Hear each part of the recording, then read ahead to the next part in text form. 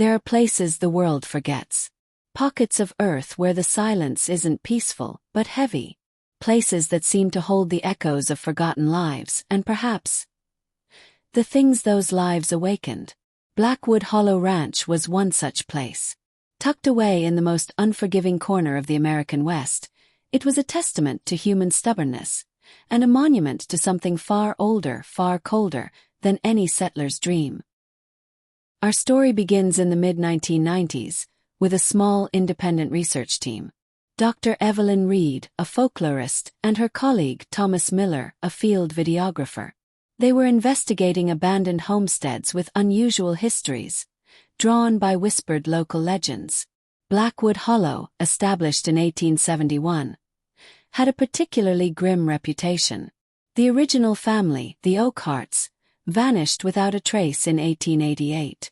The subsequent owners met with bizarre misfortunes, each family eventually fleeing or simply disappearing.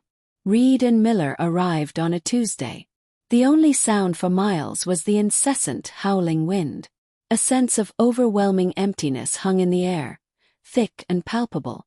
Their first 2 days were uneventful but productive. They found journals, old photographs, and maps. But then in the cellar, Evelyn uncovered it. A heavy, tarnished brass handbell. It bore no inscription, no discernible purpose. Yet, it pulsed with a peculiar, unsettling energy. Evelyn became fixated. She believed the bell was central to the disappearances. She'd sit for hours meticulously cleaning it, her eyes never leaving its surface, muttering theories about ancient rituals, or perhaps something meant to ward off whatever lingered in the hollow. Miller grew increasingly uneasy. He'd hear her talking to herself, sometimes even to the bell late at night. On their 4th night, the wind outside had died completely. The hollow was utterly silent. Evelyn stood in the center of the main room, her eyes wide, holding the bell aloft. Miller, filming from the corner, pleaded with her. "Evelyn, don't. Please." She ignored him. With a slow, deliberate movement, she rang it.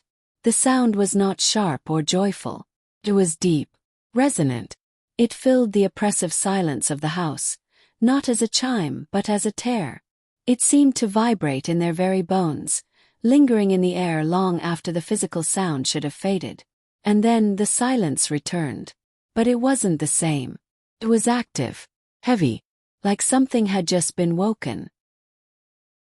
The air grew impossibly cold. Miller swore he could smell ozone mixed with something else.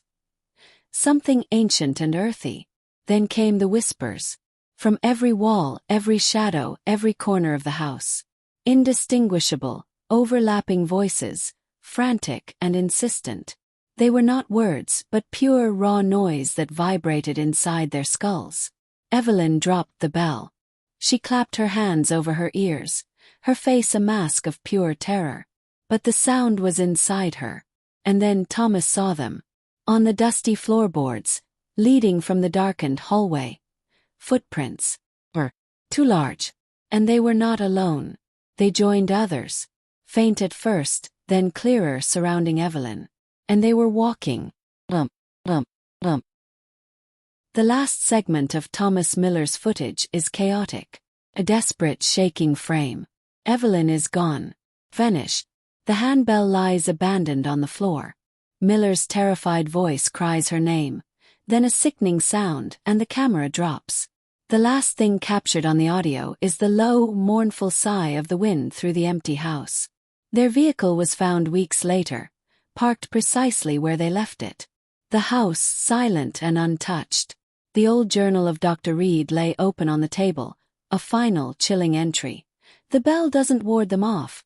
Calls. It brings them home. Blackwood Hollow Ranch remains abandoned. And sometimes on windless nights, when the silence is absolute, people claim they can hear it.